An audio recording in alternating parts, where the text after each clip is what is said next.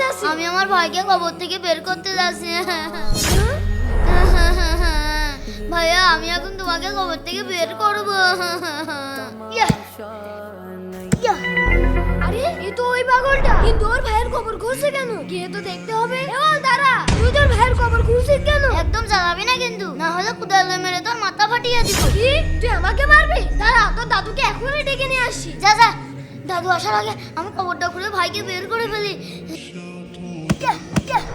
দাদু দাদু কি রে, কি হয়েছে? হাবাসিস কেন? দাদু, আপনার নাতি ছিল আওয়াল, ওর ভাইয়ের কবর খুঁজছে। কি কবর খুঁড়ছে? কোথায়? তুই তো ওই বাগানে, আসেন আমার সাথে। হ্যাঁ হ্যাঁ, চল চল। আসেন দাদু, আসেন। এই আওয়াল দাঁড়া।